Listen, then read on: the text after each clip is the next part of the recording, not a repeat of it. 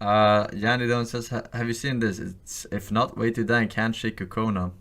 I haven't, and I never will. She didn't link me anything. Oh, Don says Forsen Scoots.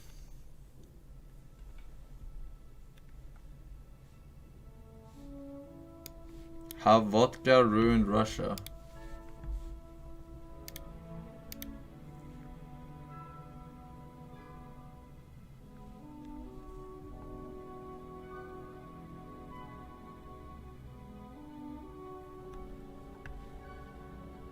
When you search through history books, you will find many anecdotes on the role that alcohol and other addictive substances played in shaping societies throughout human history. The pharaohs of ancient Egypt paid their farm laborers in bread and beer. Greek wine was one of the most prized commodities of the ancient world, so when the Carthaginians sold their... They had beer back then.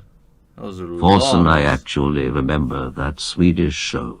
My favorite recurring skit is when they would find that 34-year-old village retard and make him play kids' video games every few weeks. He eventually beat it, and they had to cancel the show.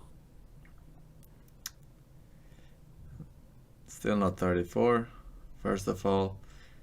And second of all, yeah, they were all skits. It was all scripted. Like, there was no improv in. There were just comedians on each side, and they had this scripted shit. Quality wine abroad, they falsely labelled the amphoras as Greek wine. The British notoriously forced access. It's way harder for us live streamers because we have to do everything live, right? Thank God for repetitive mom jokes. 19th century Chinese economy by illegally selling opium to its people. But no historic relationship between a society and an addictive substance is as fascinating, sinister, and barely talked about as the relationship between Russia and vodka.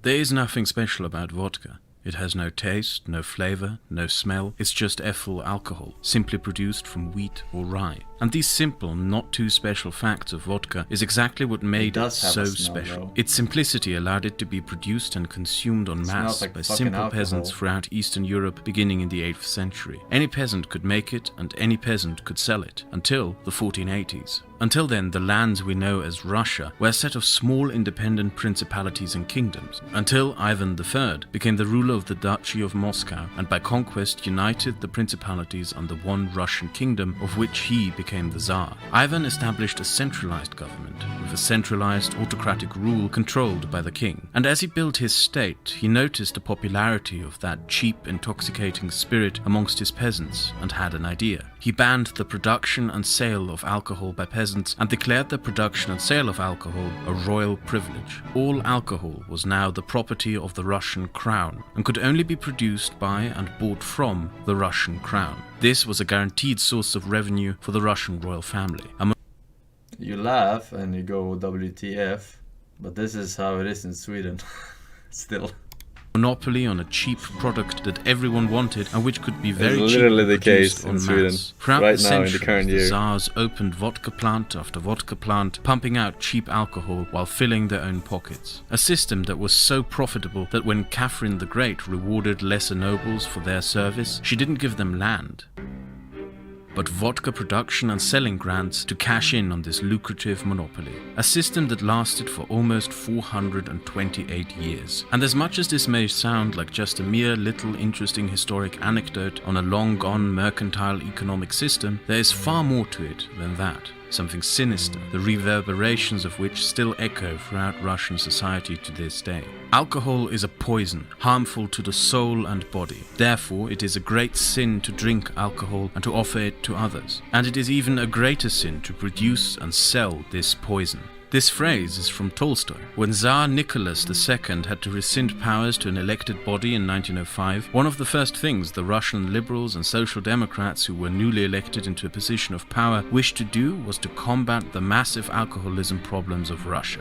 The first step was to ask the famous and revered novelist to write a warning label to be printed on every single bottle of vodka. The Tsar, who owned the entire alcohol industry, refused. Because the system the Tsars established over the course of 400 years was not only a source of revenue. By controlling the entire market, they also determined the price and consequently kept the population drunk on a constant mass supply of cheap and widely available vodka.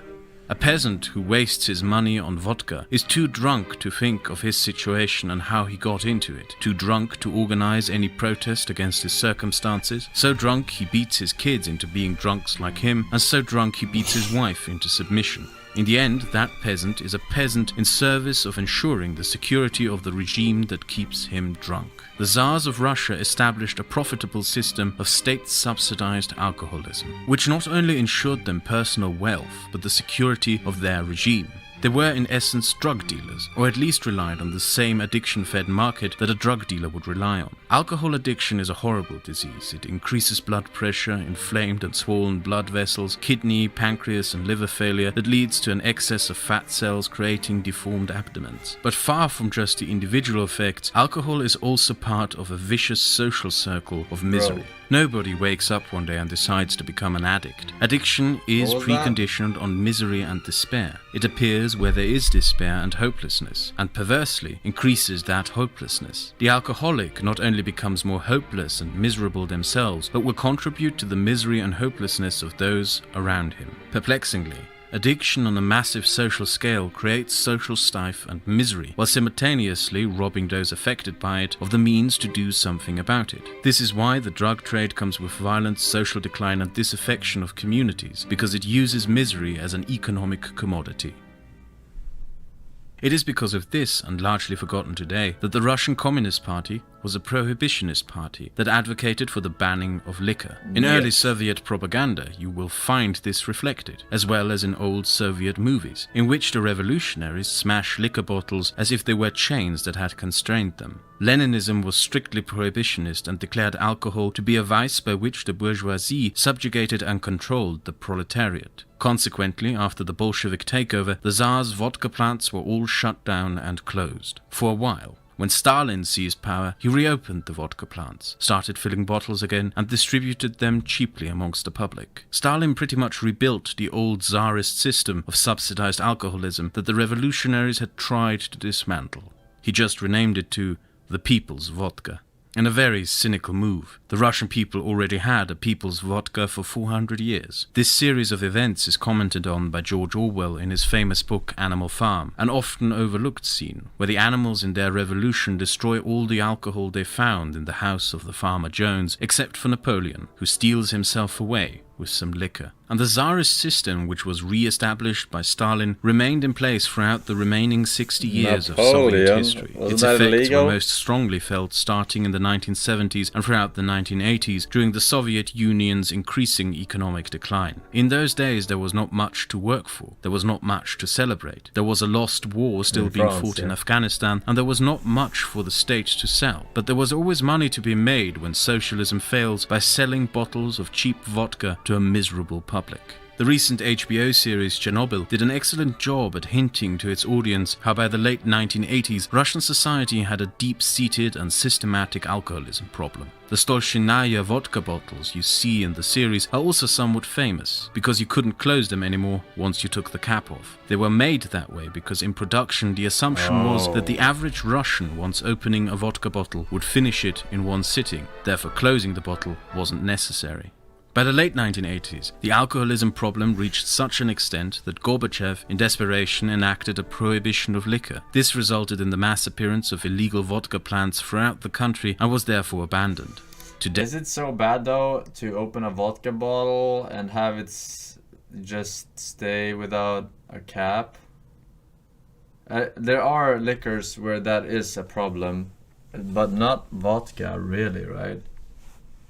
Today, almost 30 years after the collapse of the Soviet Union, the problems remain. The system of state-subsidized alcoholism no longer exists. The vodka plants, though, were privatized and are owned by oligarchs who still sell the vodka at cheap prices. No measures were taken by the Russian government to stem the banal systematic alcoholism and excessive alcohol consumption of the Russian public. The ramifications of such are of course felt in crime rates, productivity, and social decline and misery. Russia will eventually not get around having to confront a legacy of 400 years of alcoholism.